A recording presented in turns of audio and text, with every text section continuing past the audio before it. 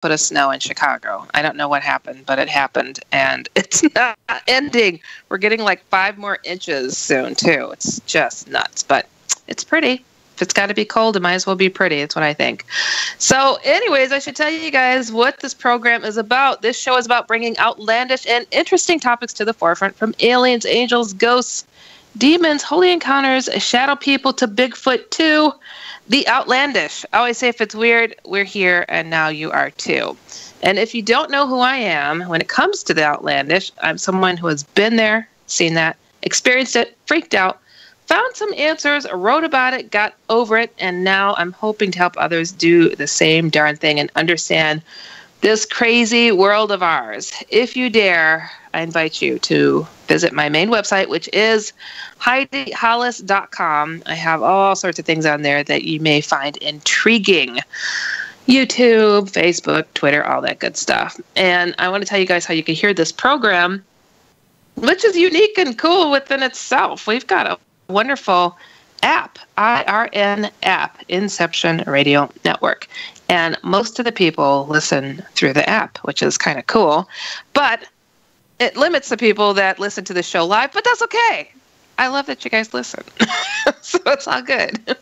And there's also a number you can call, so you don't have to dial into your internet or anything. You could just dial a number, 712-770-8888. And I also welcome you guys to call into the program while we're going live, if you'd like, if you're around, 1-888-919-2355, or go on Skype. Find Inception Radio Network, and MJ will pass along your comments and questions. And then the chat room, which is very lively, is going on as well. IRNchat.com. You can join the people in there who are chatting it up right now. And if you have a question for me, put your question in caps, and I can more easily catch it and ask myself or the guest. So, you guys, this is going to be a fun show. Tonight it's going to be fun. And, you know, sometimes I do the Outlandish Corner. Tonight I thought I'd skip that. And that's where I answer your emails, your comments, your questions, your experiences, anything out of the ordinary, whatever it is that you're experiencing out there. And I address it for the first 30 minutes of the show. Tonight we're going to not do that. I know I have tons of your emails yet, but we're going to chat with a special guest. But I still welcome you to send your emails on over to Das Outlander. That's DAS as in Sam, Outlander @gmail.com. And trust me, I get to those emails. And you know what? Make them as big as you want. Because it just seems like the more that you tell me and explain to the audience, the more that we actually really get to have a good understanding. And, you know, a lot of people are apologizing. I'm so sorry. This is so big. I'm like, no.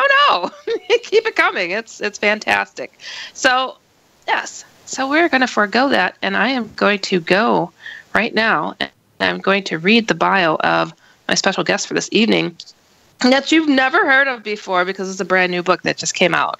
Paula Lenz. She holds a Bachelor of Arts degree from Sam Houston State University. Her career of more than 40 years includes high school English teacher. Everybody mind your manners with your... partner in woman-owned business, national manager for a worldwide engineering firm, and executive director at a major Houston association. She has been a business speaker for many years, including presentations to Sam Houston State University and business conferences such as Women in Transportation Texas State Conference. And Paula published her first book in 2017 in honor of her deceased brother, called Driving into Infinity, Living with My Brother's Spirit. And I have to tell you, let's give a warm round of applause for Paula Lenz. They're going crazy, Paula. How are you doing this evening? Hello, Heidi. I'm doing great. Awesome. Thank you so much. Thank you so much for having me on your show. Oh, of course. My goodness. Yeah, this is fantastic. I love talking about what your book is about, and it's quite unique. So I think people are really going to enjoy this. So tell us a little bit about yourself and what brought you to finally write this book, because we've talked before this show and it took you a little time to get to it, but you know, what brought you to it? Well, yes, it took me almost 35 years before I wrote this book to tell my story.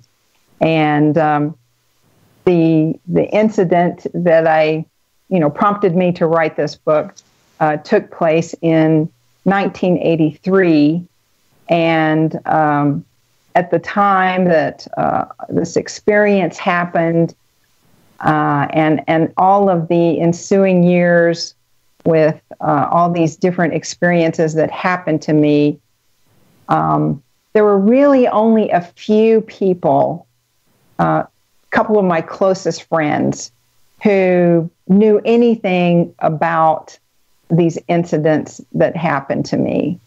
I didn't want to appear crazy or, have people think that I was just still in grief and couldn't get over this whole thing. So, plus the other thing is, I did spend 40 years in the world of business. I was a businesswoman, and, again, it just wasn't in my world the thing to do to talk about these experiences that had happened to me. But when I retired about 2 years ago, some of these friends of mine said, you really need to write your story. And I thought about that, and I decided, you know what? I have lots of business associates. They know me for who I am. They know I'm not crazy. I'm not real weird and out there. I'm just, I operate like everyone else in the world of business. And I thought, it's really time for me to get authentic about this other side of me and these experiences that have happened to me. And so part of that was, becoming authentic.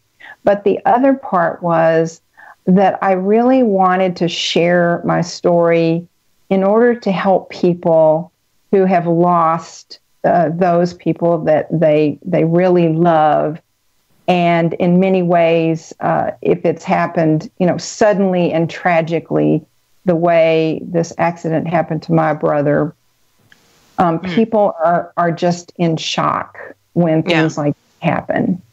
And you can't realize the depth of that kind of shock. And so I wanted to share what I experienced, and in the hopes that people reading this information would be comforted by what has happened between my brother and I all these years. Especially when we all know those that have lost loved ones, and they feel, their world is falling apart. And it's like, exactly.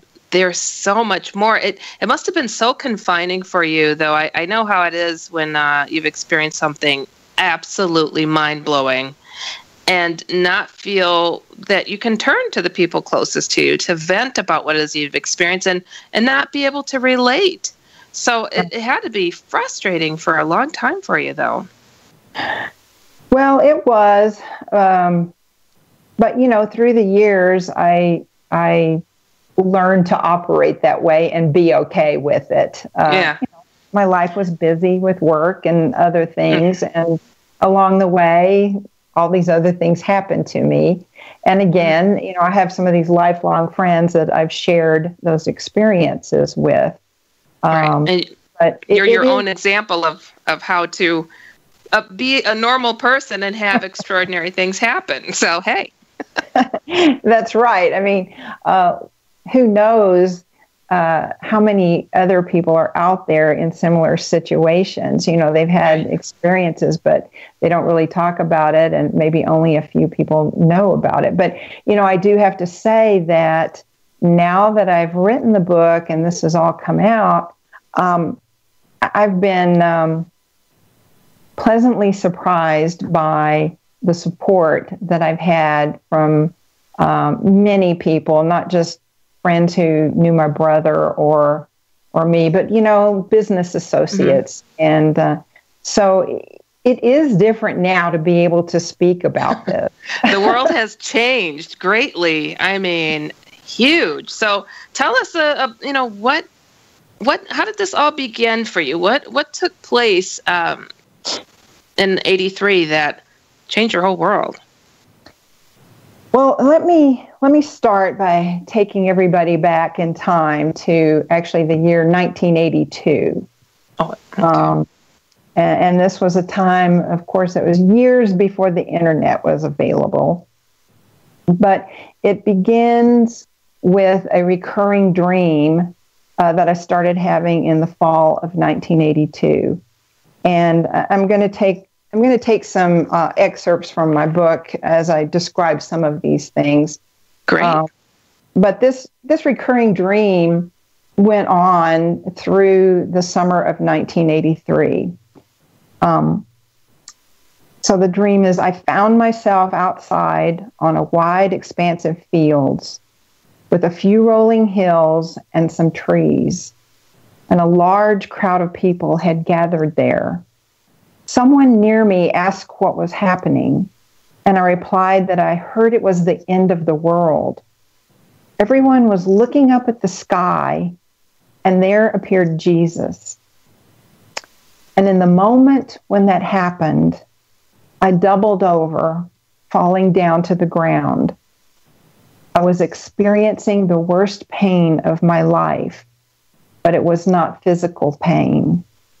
It was heartfelt suffering and agony beyond words. And as I was doubled over, I kept saying, but it isn't supposed to be this way. I thought the end of the world was supposed to be joyous. And then the dream would end. And, each and every time I would just be startled awake by this dream. And then I'm going to fast forward to Friday, October the 7th in 1983. As I was driving, I suddenly had a very strange, sharp pain in my chest around my heart area. I remember glancing at the car clock to determine how much time we had left to get to our meeting.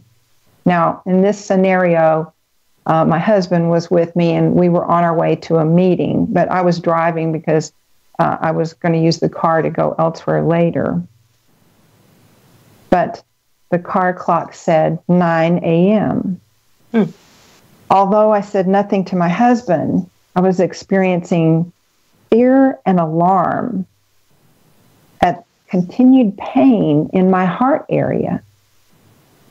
I was only 30 years old, but I wondered if I could be on my way to a heart attack or a blood clot. As I continued driving, eventually the pain began to fade slowly, but I could not forget about it. I was quite frightened by that episode. So as I'm driving along, just all of a sudden, right over my heart area, I just got this pain that I just was very frightened by. So then Friday, October 7th of 1983 is the day that I learned about my younger brother Don's fatal accident while he was driving a company truck.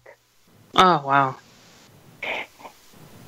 So when I was told what happened, I had this vision of the earth just falling, and shattering at my feet. Then I slumped down toward the ground, crying. And then that day, I understood what the dream was conveying to me. The setting, when this happened, I was at the Greek festival at the Greek Orthodox Church in Houston, where I lived. Okay. And my emotional reaction to the news of his death. Prior to that, though, I had never had any precognitive dreams. So it was describing to me, as I said, the setting, the emotions that I was going to feel. Right. And even the vision that I had in my mind's eye as I was told about this, it was just this vision of the earth falling and shattering. And, in the dream, that's what the end of the world was. It was shattered. Goodness. So, my feelings over this loss really amounted to I was just destroyed. Were you destroyed to the point of anger? Yes. No. Okay. Yes. I experienced a lot of anger, and I do explain that too in my book. But one of the things is I describe here is how our family eventually learned the details of the accident. Donnie had driven the company truck into the side of a train, the second engine, as it crossed the tracks at Clay Station on Highway 50. Now, this was, my brother lived in Bryan, Texas, and he had been on his way to a job. And so this was west of Bryan on a country road. But the train then dragged his truck down the tracks another quarter mile before coming to a stop. Wow. His truck also hit the train signal pole as his vehicle was dragged. The signal lights were still working and still flashing, even as the pole lay on the ground. The crossing is heavily wooded along both sides of the track, right up to the pavement edge. Mm-hmm. A man driving on the same road, but further behind Donnie's truck, made a statement to the police investigating the accident. He stated that as far as he could tell, Donnie had not been speeding. The local newspaper published a front page article about the accident, complete with a huge photo of the crushed truck at the scene. And, no one can imagine how horrible that was for our family to see this picture. And, the idea, I talk about this in the book, how, it's like, how could he have such an accident? How could he have been so careless? All right. What made him not be cognizant of the lights flashing at the train crossing? And, these questions I ask myself, those things made me angry. I bet. Like, did he just throw caution to the wind and think, oh, well, there's not a train here? What happened at this scene? Yeah. I have to say, I live here in Chicago, and I am not kidding you. It seems like every other week, somebody crosses the train tracks and gets hit with the lights flashing and everything. Like, I don't understand it. And 9 times out of 10, everything worked fine. It's like, why and how did that happen? It's bizarre. It's bizarre, and it's sad. It's tragic, and I'm sorry for your loss with that. Well, one of Donnie's really good friends, very close friends, and I relate this in the book too. He told me that he just couldn't understand either how that could have happened. And a couple of days after the funeral, he drove to the site where it had happened. And he knew that, Donnie was driving to this job site. He had decided to take a different career path. He graduated from Texas A&M University in building construction and was working for a company a couple of years there, being kind of a building superintendent for commercial buildings. And one of those that was going up was in this other town of Brenham. That's why he was traveling this road from Bryan to Brenham. But he had decided he wanted to go back to A&M, and he actually wanted to become a professor. He was very smart. But he decided that particular day, he only had another week of work because he'd already resigned and, was going to pursue that new pathway. But he didn't even have to drive out to the job site that day. He actually had taken that day off, but at the last minute, he decided, because he told my sister this, who was living at his house with him while she was attending A&M. Mm-hmm. He said, I'm going to drive out to the job site and help the new project superintendent with, some of the paperwork. And he said, I'm just going to do that. I'm going to help him, and then I'm going to come back. And, he was telling her, just leave the dirty dishes. I'll take care of them when I come back. So it's just all strange how the circumstances all came together like this. But, right. That was typical of him. He was a really good guy, and he wanted to help this new guy out. So that's why he was going out there. And kind of spontaneous guy, too. Yeah, and the thing of it is, normally he was on that road very, very early in the morning. And this particular time, the accident happened at 9 a.m. in the morning. But he normally would have been, on that road probably at 6 a.m. To get to the job site. And so anyway, this friend of his drove out there, and he said, knowing Don, he was probably, as he was driving along, he was thinking about all the things he wanted to do to help this new project superintendent and going over those things in his mind. And he said the other thing is, with him being on this road at a different time of day, he said most likely he'd never even seen a train at this crossing.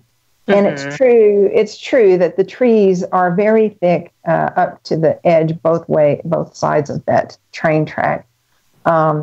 And he also said, because it was October, he said, the sun was a lot more directly in his eyes. He said, I just think that he was just caught up in thinking about what he was going to do. He came around this curve, probably never really even realized that, on the right side, the lights were flashing. And, and then at the last second, he did see the train because there were skid marks close to the railroad track. Oh, okay. Gotcha. So totally not anticipated type of situation. Gotcha. Exactly.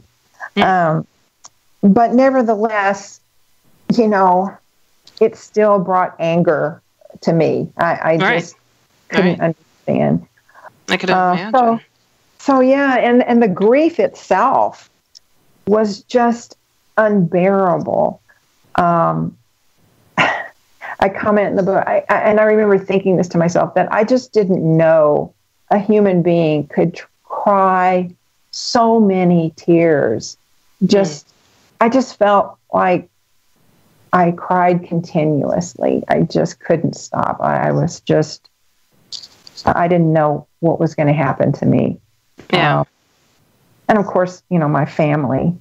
But from the book, I share this, every moment was sheer agony during those days, and no words to adequately describe a broken heart. So when did things start changing for you? Like, how were you able to get through that time and experience the extraordinary? Well, that took a while for me to really deal with the grief. I mean, a very long time. I can imagine. In these days right before the funeral, I just felt like I moved in a daze, and I just barely slept. People came in and out at my dad's house, and I don't know if people spoke to me or not. I just couldn't even focus. But numbing, it's like an out-of-body experience, kind of. I mean, in all honesty, when you have something tragic and you're just numb, I get it. You are. I just felt like I was so far away from everything that was happening. Mm-hmm. But, and I was very close to my brother. I have a sister, as I mentioned. She's 10 years younger. My brother and I were only 4 years apart. And I grew up with him versus I was 10 when my sister was born.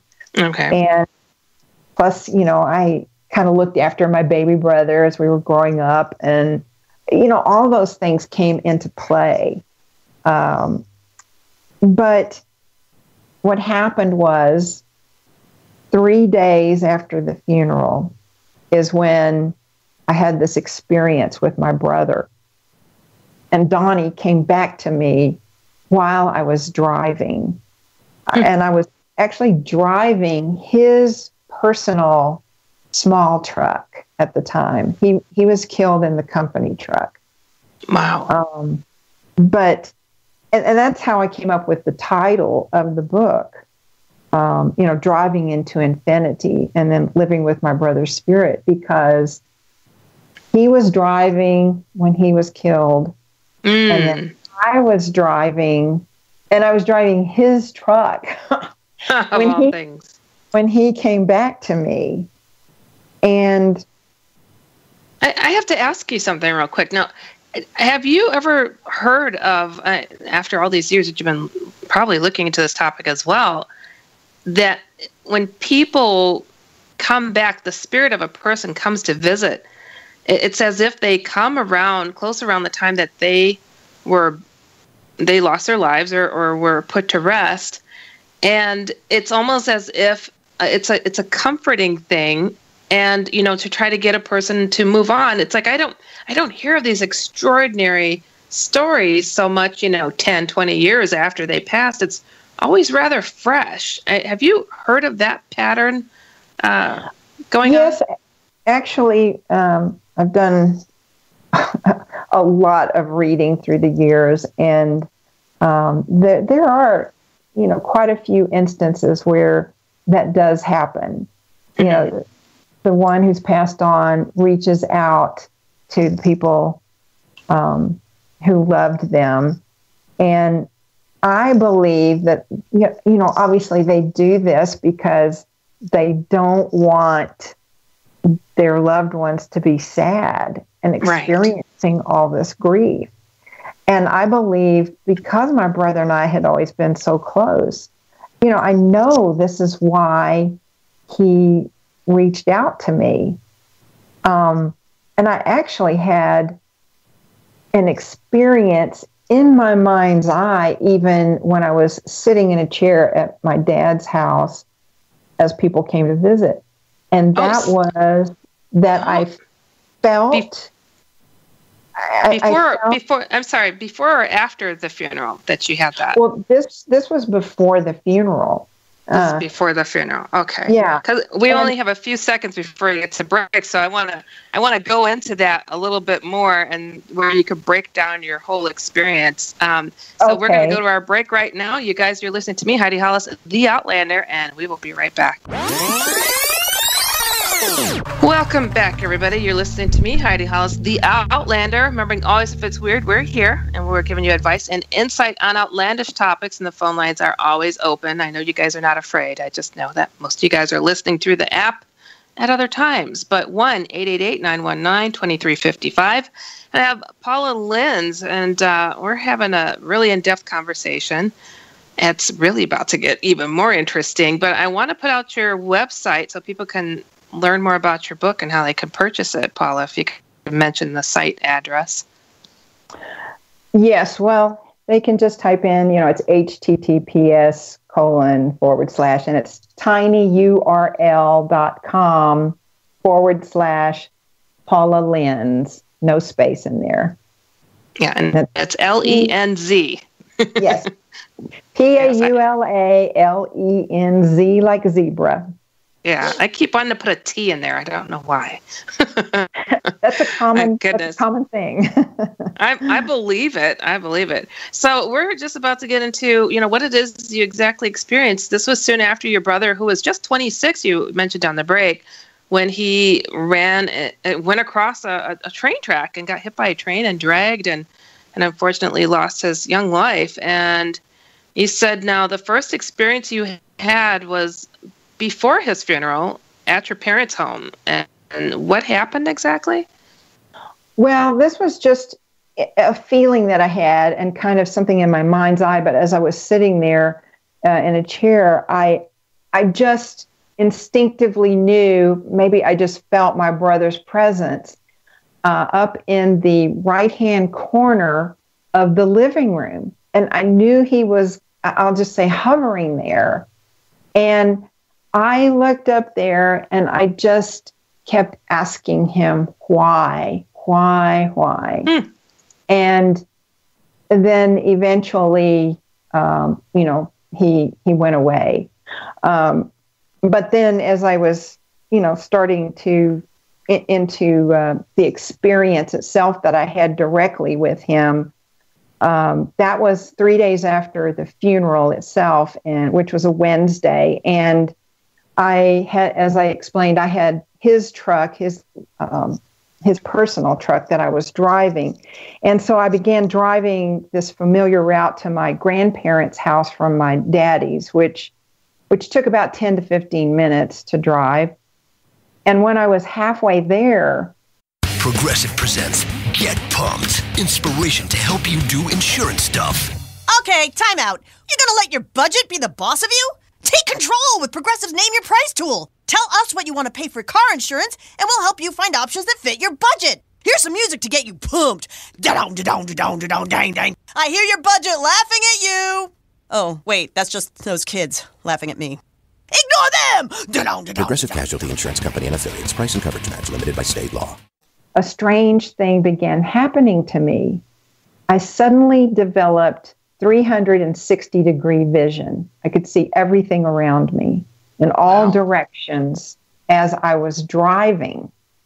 And at that moment, I became aware of someone just behind me on the right side with his hand on my shoulder. And then I saw that it was Donnie, and I could hear him speaking to me telepathically. Now, I'm still driving, and I've got this 360-degree vision going on. You could have invented the backup camera if you only thought of it. Yeah. Goodness. Well, and so what I saw of Donnie's body was that it was made up of a series of light points. And this reminded me of people being transported on Star Trek as they were beamed away. That's kind of the image that I had. Got it.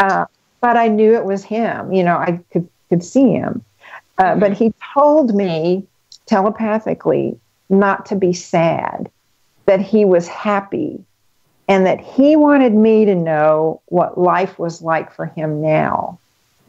And he explained to me that he was on another plane of being, and that it had simply been time for him to leave.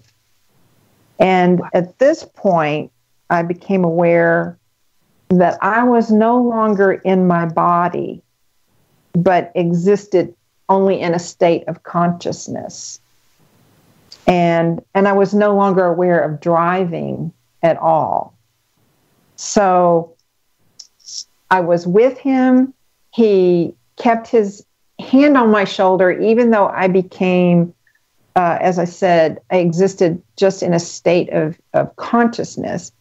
And my entire focus at that point with him was on experiencing infinity and eternity. That's what I felt. You know, I wasn't confined by a body anymore. And so, you know, I felt that I was one with the universe. And I was totally one with peace. That was the first thing that came over me. Was, you know, I had the thought about the peace that passeth understanding, just this overwhelming peace. And then I had the sensation that I was all knowledge. I knew everything. And then the third thing began happening, that I just felt this huge, all-encompassing energy of love. And this energy is what I call spirit in my book. And so can I ask, so you're in this altered state, but your space where you're at, you're still, where exactly are you? Well, I'm not certain. I know that when I first got into this state, it was like I could see, it was almost like looking at a photo, a negative of a photo or something. You know, I kind of saw outlines of trees and things. But then it just became all about experiencing, what I just talked about, this peace, this knowledge, and then the love. And I knew then that not only did I know about this, but that I was all of this. I was peace. I was the knowledge. I was the love. I was part of all of that. That we're all one, and that there is no separation of anything or anybody or anything in the entire universe. We are all part of that. And so at that point, so again, you've asked me, where was I exactly? Well, after I really experienced all of this, and again, even the feeling of infinity, which is, well, it's just indescribable. I mean, how do you explain to people what infinity feels like? I mean, right. Because we're so bounded by our bodies in terms of being restricted by that. It's like words fall short of explaining this other beauty and love that's 4-dimensional, right? Yes, exactly. You can't explain it because the love is, it's just not like any love that you really experience here in this lifetime. Yeah. It is that essence. It is that everything. But it is just so much more. It's huge. It's all encompassing. It's creative. It's what I like that. It's what manifests the universe and everything that is. It's an energy, almost like a force, and it's love. And I call it kind of like a tickle to the nth degree that is exhilarating and delirious and joyful, and just like that tickle in your stomach when you go on a roller coaster, but every single cell screaming joy. It's hard to explain. It's really hard, but it's like, I get it. It's hard. Wow. It is extremely hard because, the words of the physical world we're in just can't capture the true sense and feeling of it. A painting couldn't do it either. No. And that is because you're in a different state of consciousness. Your consciousness is not being filtered by A, a body, and B, your ego, and things that are normal to being a human being. Right. And when those filters and things are taken away, you are your real essence, which is the essence of the universe. So you do the best you can to explain it. Right. Yeah. But, I understood and knew that everything is spirit, and we are all that too. And that spirit is not something that exists in the sky or it's just in another dimension. It's right here. We are in it. It's everything and everywhere. Well, see, my dad would say we're hell on earth already. We're already here, and now we got to work way up from here. I'm like, wow, Dad. How did we all end up here? You made me be born in hell? Jeez. So. Well, yeah, I get that. So anything is better than here. So that's what I'm hearing anyways. But so you're driving, you experience this other shift in reality, and it's joyful, and but your car is still moving. How's the car still moving? Is your foot on the pedal? I don't know, because to this day I have no conscious recollection of that. But I do know, in terms of, you were asking me where was I toward the end of my experience. I was focusing on, this joy and this feeling and this love. And I knew that I was home. And I knew that I was out of my body. And I didn't care one thing about going back to my body. And so I started thinking I wanted to stay here. Now, in the meantime, my brother still has his hand, on me, I'll say. And at that point, when I started thinking about that, I didn't want to go back. Okay. I started feeling as though I was wishing away. That's the way I describe it, because that's what it felt like. That I was wishing away.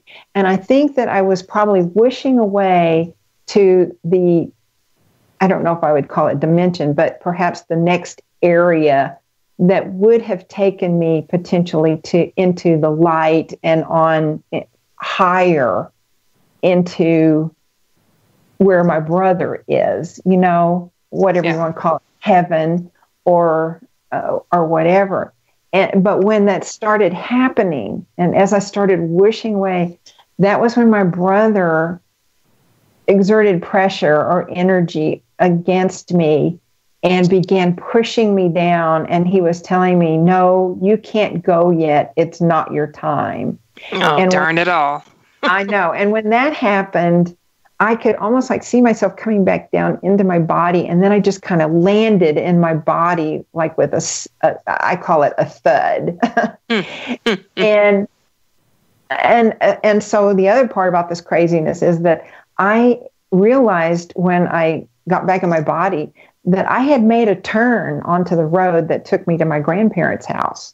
Now, I have no recollection of doing any of this. And they say Jesus take the wheel. Maybe Jesus took the wheel. Well, who knows? And maybe my brother had the power to do that also. I don't know, because I don't know how I did all that. I wasn't consciously there doing any of that. But the second thing that I thought besides all of that was, wow, that I'm so restricted in this body. It was not like I was excited to be back there. I mean, I knew I needed to return and everything, but it was amazing how restricted I felt. So that's what happened to me, and my consciousness thereafter was never the same. I couldn't look at life the same. In fact, even when I got to my grandparents' house now, I didn't share with them any of this because they were grieving, and, I had these plants and stuff I was bringing to them. But you know what? When I saw my grandparents, I could see, I guess, how my brother was viewing us. I could see my grandparents' grief. I told them that I knew Donnie was okay and that he was happy. But, it's like I never said those words. And of course, I didn't go into this experience I'd had or anything. Right. Well, hold on. Did you feel like you had like a little pep in your step all of a sudden? Did anybody look at you like, what is she so joyful about?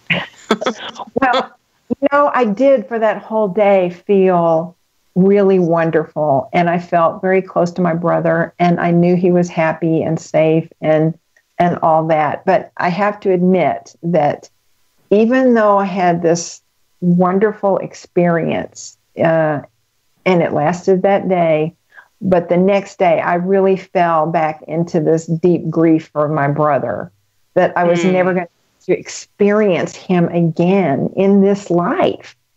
So, Can I ask, so he pushed you back down into your body, you turned to your right and he's gone? He had disappeared fully? Right. He was gone. Wow. But that's where, that's really not where the story ends, though, with him. And that's, what the rest of my book is about, because it's not just about this experience. It's that he continued to reach out to me in various ways for the rest of my life. Oh, wow. But at this stage, right after all this happened, and I eventually, went back to Houston and everything, but, I didn't understand what had happened to me.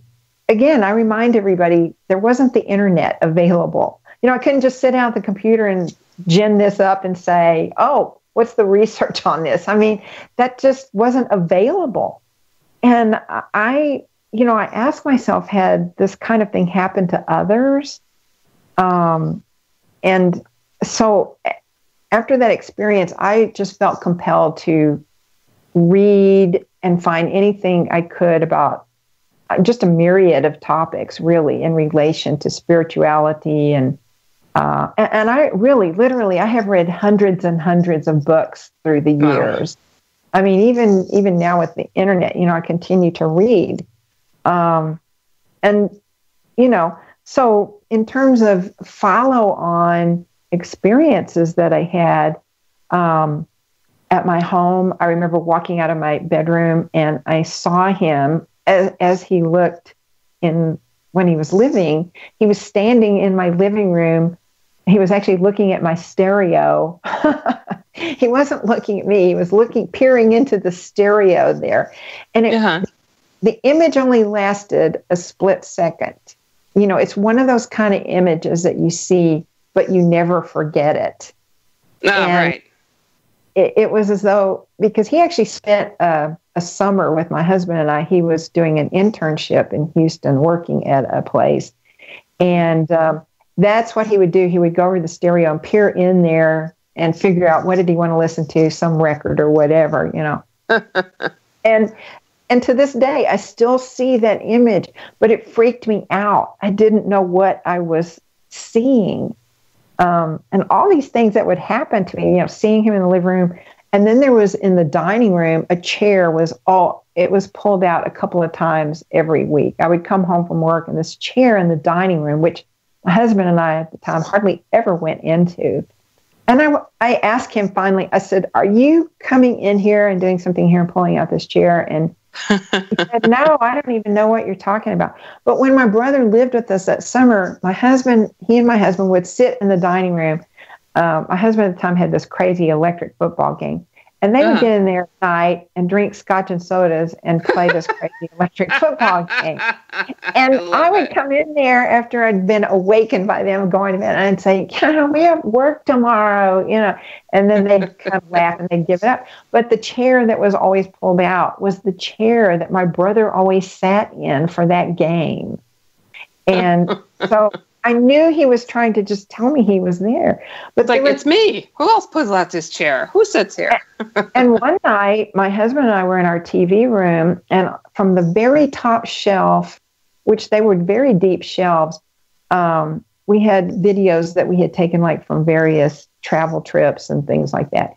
And we're sitting there watching TV, and this video literally flew out from the top shelf and landed at our feet. Wow. And we looked at each other in complete amazement. So I know this wasn't just me. Right. And wow. we were just freaked out, wow, what is happening? And then another time I came home, and in the hallway, we had this bookshelf that was built into the hallway. And from the very bottom shelf, I could see where this book had flown across the hallway and had hit the wall, and it was laying up against the other wall. And this book was from an old encyclopedia set, and it was the volume D, which my brother's name, was Don. And there was no way it just fell out. It flew across, Another time I came home, and there was a chair that had been placed in the doorway to the master bedroom. And this was at the time when my husband was actually working out in California. I was at the house by myself. So there was nobody else there to do this stuff. And So, you know, and my dad, he even talked about how he and his wife, see, my mom and her husband, they lived down toward Galveston, but but my dad and his wife talked about how at night they would hear the microwave buttons being pushed. And my brother used to go in there and heat up food and stuff for himself when he would stay over or something. And then my mother had a dream not too long after he died, because she, like everybody else, was grieving a lot. And she described this dream where Donnie was a deer and came back to her and came up to her and called her name, you know, mother, and she knew it was him. And she said, son, you need to come home to me right now. And he said, Mama, that's why he said, Mama, I can't. I'm happy here and I can't come home. And she said, son, you need to come home to me. And he said, I can't, Mama. I'm happy. Wow. And as he began walking away, she said he took with him the really horrible pain from her heart. And nice. She said after that, she said she still was grieving, but she said it was the only thing that helped her survive was that he took that pain. Isn't that amazing? That is. I hear these stories, and I've experienced some myself, losing a loved one and having them come and visit. And it's weird how it settles you. It's a glimpse of them. It's their spirit coming to touch yours and let you know they're okay, and you could be okay too. And it really is healing. And I wish that all souls did that, though, because there's some people that truly grieve and they just don't get a break. I think it's beautiful. So every time you said that your brother he's kind of touched your life as the years have gone by, and he lets you know it's him. So have you had dreams? Because I hear spirits, they will communicate in your dreams a lot, and yes, they can be spotted in the house and whatnot. But did he communicate further with you in that sense? Yes, he did come to me in a couple of dreams. And one that especially, well, there's two that especially stick with me, but one was I had, I don't know, several years down from his accident, where he and I were sitting at a table having lunch together. And by the time I had this dream, I had accepted that, he was gone, and I was beginning to integrate that idea into my life. But we were eating together, and I knew that he had died, but we were sitting there eating together. And I asked him, I said, so how are you able to be here with me right now? And he said, I come through a portal from the other side. And he said, by the way, it's time for me to go. And he went to the side of the table, and he just disappeared. What an interesting choice of words, a portal. Huh. I know. And it just was amazing that dream just felt so real. These dreams just feel so real. And the latest one I had like that, I talk about in my book at the beginning. Well, we've got to get to our next break, so we'll talk about that after the break. You're listening to me, Heidi Hollis, the Outlander, and we will be right back. Welcome back, everybody. You're listening to me, Heidi Hollis, the Outlander, and we are speaking with Paula Lenz. And Paula is talking about some fascinating experiences she's had. It was just about to go into another dream that you had concerning your brother. So I'll let you go ahead and share where you're going with that.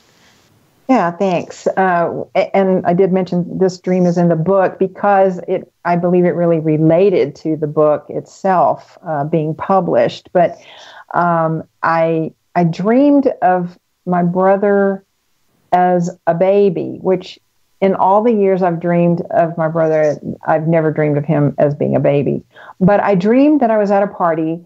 There was a couple there, and they had this baby boy in their arms. And when they walked into the room and I saw this baby, I knew it was my brother, Donnie. It looked just like him when he had been a baby. And so I asked to hold, their son, and they said, oh, sure.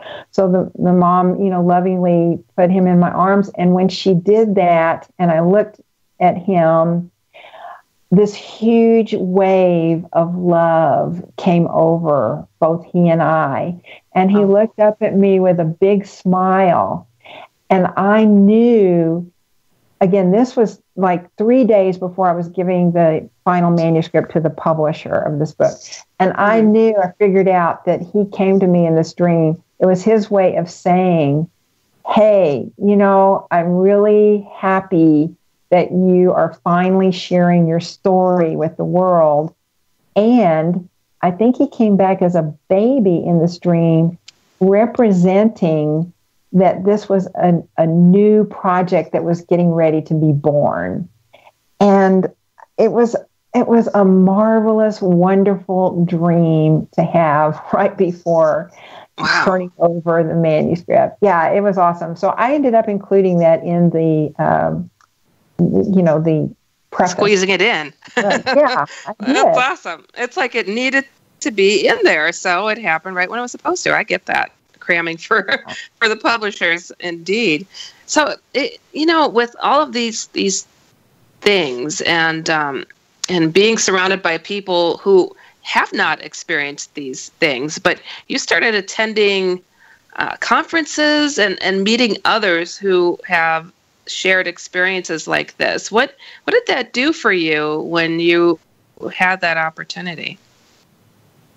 Well, it was a new world for me to step into that.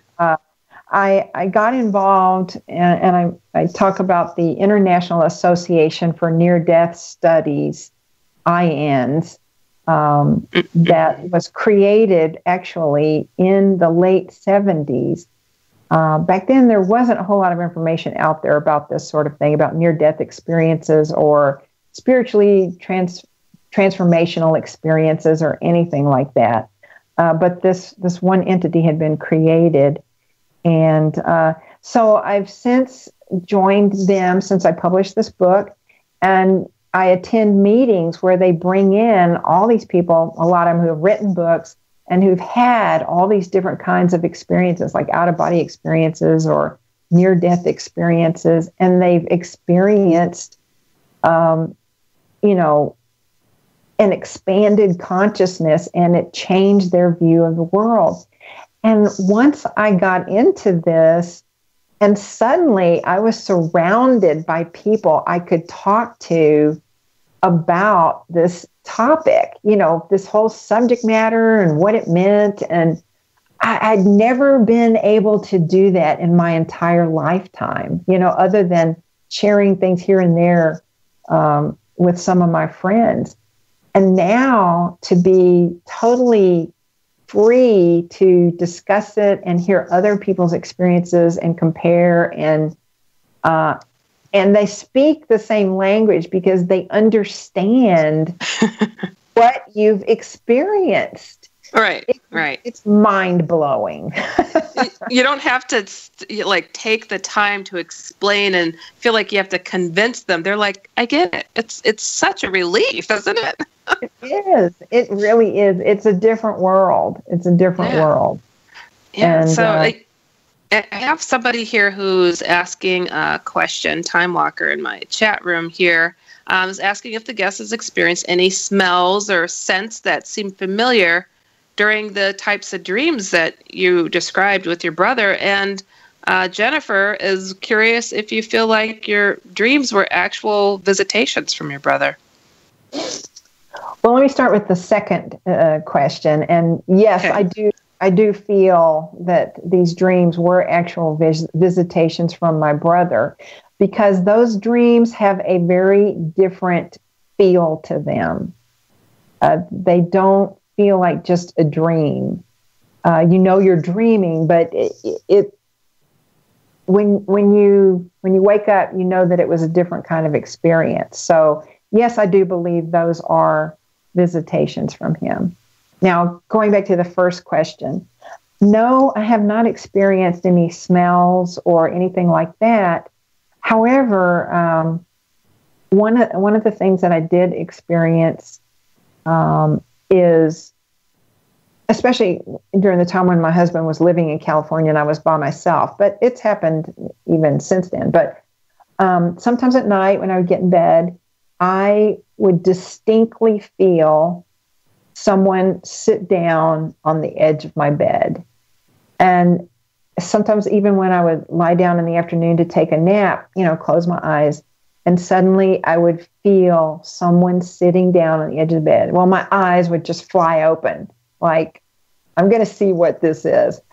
But of course, no one was there. But it was very distinct in the feeling of the bed. It was not right. Another interesting question Time is asking in the chat room: if you think your brother may have had any experience with the paranormal before all of this happened with you. I never heard him mention anything about that. I do know that at one point in his life, he had a good friend. He may have been in college at that time. He had this good friend that he hung out with, and that guy ended up committing suicide. And I don't know if anything ever occurred in relation to that. But the Starlight Lounge presents An Evening with the Progressive Box.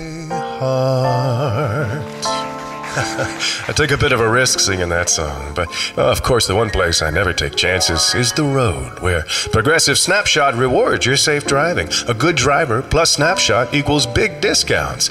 And speaking of math, 1 + 1 = 2, little too late. Progressive Casualty Insurance Company and Affiliates. Snapshot not available in California, North Carolina, or from all agents. I do know my brother was quite upset that happened.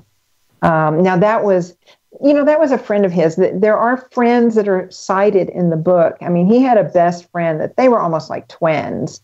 And that was especially hard on Donnie's best friend who was left. And he, to this day, it's difficult for him. They were just such good friends. They were just like brothers. Do you ever wonder, like you said, right after you had this experience with your brother where you were driving, and you didn't mention it to your family, but what if they had experiences with him too, and they didn't feel they could talk to you about it? And it's like, who breaks the ice? I think there's a lot more of that goes on that people have no clue about. And I'm like, I wish that, people were more able. I think they put the restrictions on themselves. I wish that they would just, kick the door down and say, guess what just happened? He was in the car, and just be about it, and it's like, and for people not to judge you, but even if they do, it's like, I would never was a person to keep these odd things to myself. And though my dad was like, Heidi, can't you write your books under a pen name? I'm like, Dad, you had no sons.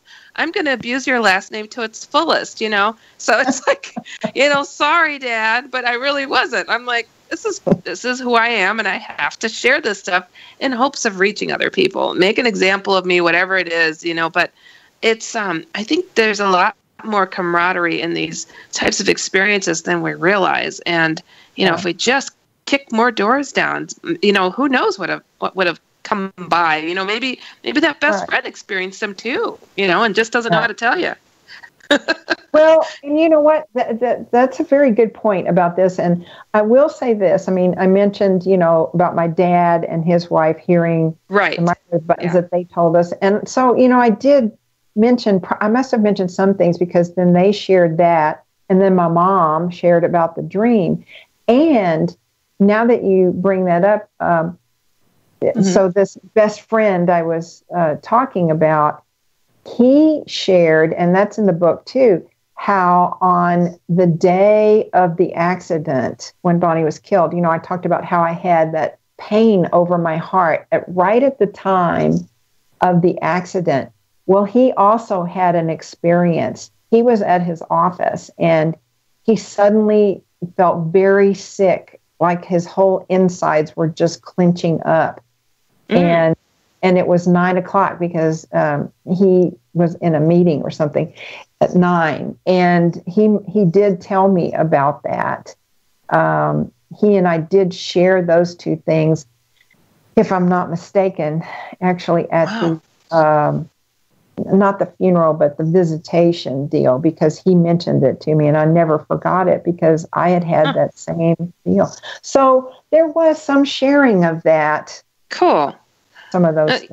It's like your brother is a powerful spirit. I mean, my goodness, he shook your world up. He shook up your father's world, your mother's, and his best friend. I mean, he is a busybody on the other side. It's like he had to cross over in order to reach you guys, you know? Well, it's interesting. You know what?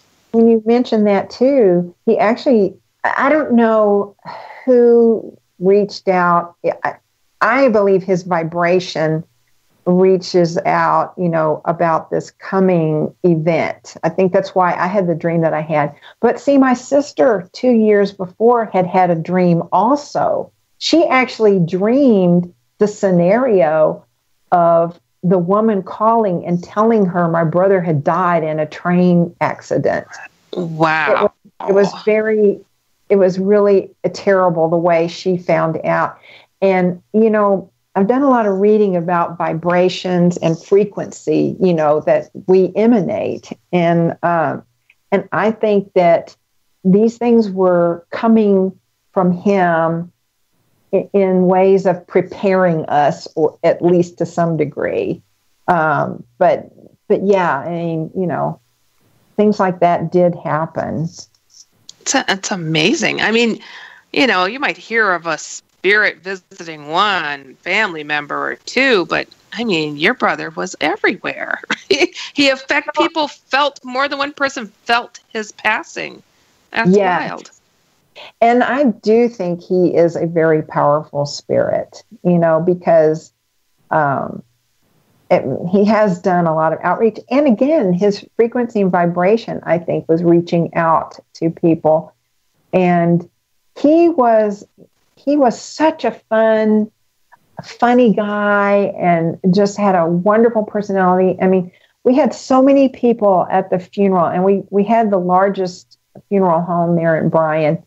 And there were people standing like in the entryway and outside. There were just so many people. He had a very dynamic personality and was just funny and a great guy. So, yeah, I mean, things like that do, I think, happen. But, you know, you have to be cognizant of dreams and signs and thinking to yourself, well, what can this mean? And, you know, some people just don't pay attention to a lot of things like that. They sure don't. You know, and I have to say, the good ones always die young.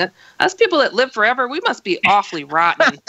Because, man, it's like always these gems, these bright lights, they cross over and you know, and the rest of us go, but they were so good. They were so good, and they were taken so young.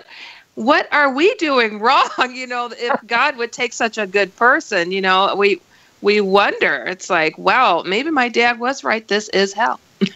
Just kidding. But, well, you know, I think that, you know, we all have our lessons to learn in this life, and other people around us are there to help us learn those lessons by different actions. And so, you know, it could be that that's the way it was working. But so, you know, one of the things too I was just going to mention is that my book does include an afterward chapter, which is written by a well-known near-death experience researcher, Dr. Jan Holden, who's at the University of North Texas. And she provides a much deeper perspective on my experience in relation to after-death communications and near-death experiences. In fact, she was quite intrigued when I was actually trying to get in touch with Dr. Kenneth Ring, whose book I read in 1985 actually gave an account of an experience, a woman, Nancy Clark, who had the experience was somewhat similar to mine, although she was standing up giving the eulogy for her best friend when she had kind of this, strange out of body experience too. But anyway, she said, well, tell me about your experience. And I did. And she just said, you have a really unusual experience. She said, you do need to write this story. And she said, that was when she offered to write the chapter on the research that's done. And she actually, she said a lot of my after effects I had were very similar to people who actually had near-death experiences. And she actually had me take this test that's supposed to measure what depth of near-death experience you had. And she talks about that in the book, how, I rated very high on that scale for having, it was so much more like a near-death experience that I had with my brother. Mm-hmm. And, she cites some of the things that like compulsion to read about spiritual matters, gravitation away from organized religion, increase in precognitive dreams, because after that, I did start having a lot of precognitive dreams. And the electromagnetic effects, whereby street lights went out when I was close to them. When I'm driving on freeways, sometimes the lights on the freeway as I drive past, they'll go out. Things like that. I have the same problem. It's frustrating when you live in the country and you're walking and the lights go out. That's all I'll say. It was frustrating. I'm like, darn it all. As I walk too, a light will go out. But I studied and learned to read auras. And this one friend of mine whose story is related in the book, when I looked at her aura, I knew something was wrong with her aura, but I didn't know what. I'd never seen anybody's aura look like that. It was very murky. And a couple of weeks after reading her aura, which I told her I didn't know what it meant, I just said, well, you may have some energy blockages. But a couple of weeks after that, she became deathly ill. And she was in intensive care for I can't remember, 10 days or something. And goodness, took her a long time to recover. But long story short, I sent her to somebody who did what's called JMT, and it apparently resulted in removing these blockages of energy. And she came into my office because she worked for me after she got back. And spontaneously, this huge, non-transparent aura appeared around her. And at the same time that happened, my eyes just began streaming tears. I couldn't stop it. And said, and thereafter she became a healer and a Reiki master. So amazing. I saw this huge aura and experienced this energy, I think, which was like direct spirit energy. Anyway, so that's just another of the, one of the aspects. I have to tell you, the street lights, when they go out, would you believe there's a name for it? We're called sliders, street light inhibitors. Yes, street light inhibitors, because I was so frustrated by it. And I even had problems with electronic phenomena. Oh my gosh, I was a college student trying to write my papers. I would just bust out computers. And thank God my dad was a computer engineer tech. Lord, he had to fix so many computers of mine. But yeah, so I get it. This is funny. Somebody in the chat room wanted to ask a question similar to what I want to ask. You said that you'd had a dream about Jesus? Well, Jesus was in the dream that I had. That was the precognitive dream about my brother's coming death. Okay, but you said you've moved away from organized religion, but you saw Jesus. So how do you answer that bridge, that gap that you have now? Well, it's true. I look to spirituality more than fixed religion. Like I was brought up Baptist, but I view Jesus as he came here and he had all the attributes of God or spirit. I mean, he was literally, even though he was in the body, he was literally one with spirit to the point that he could do all the things that he did. But he was trying to show people that, if you align with spirit and, and it's right here, it's open to everyone. And he was trying to show how to do that and that we can do that too. But people took it as, they just wanted Jesus to do everything for them, instead of listening to the lesson of you too can do this. And, it says in the Bible, Jesus said, don't worship me, but people do worship him for what he could do. But I think that he came as the embodiment of that spirit to not just educate people, but to lift them, help them ascend and transform into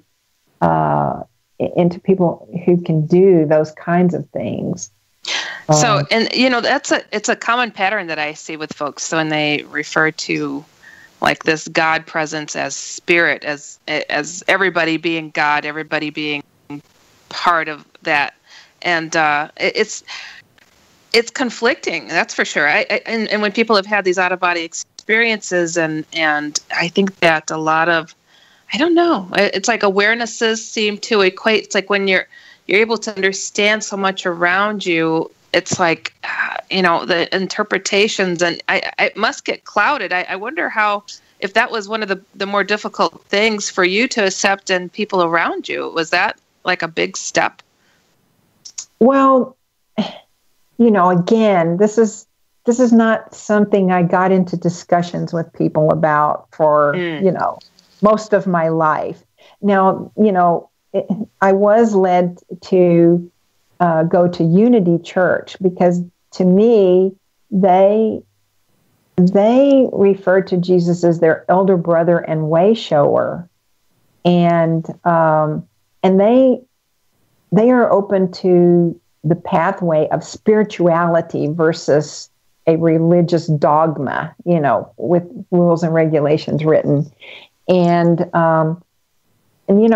so with Jesus being the way shower, and that kind of opens the same kind of what I just explained, that he was able to be as spirit is, and he was trying to show that so can we. We have that ability to open up and be, open up our consciousness and be one with spirit and the universe. So, I just quietly started going to Unity, and, it's not like I'm not trying to convince anybody to not be religious or not be whatever, because the other side of that Unity talks about is that all people are on the pathway back to spirit, regardless of if they go to church or what religion or what their beliefs are, that we're all on the pathway. It's trying to earn our wings back. Yeah.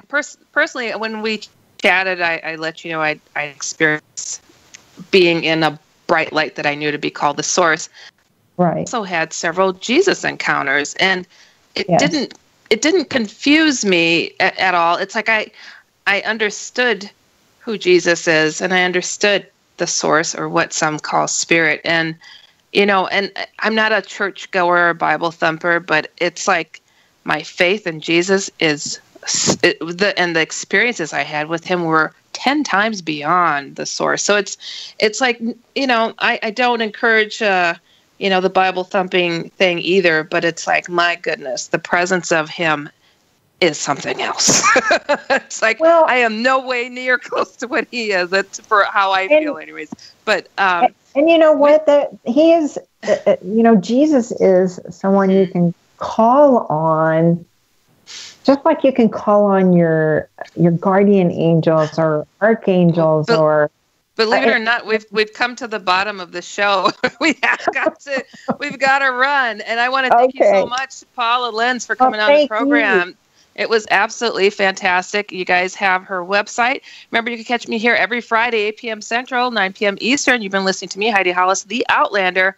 Remembering always, if it's weird, we're here. And stay tuned for UFO headline news that I host as well, coming right up. Good night, everybody.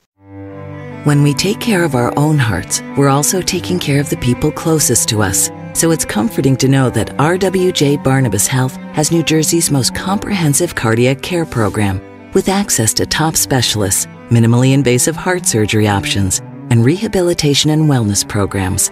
So get your heart checked. It's as easy as visiting rwjbh.org/heart. RWJ Barnabas Health.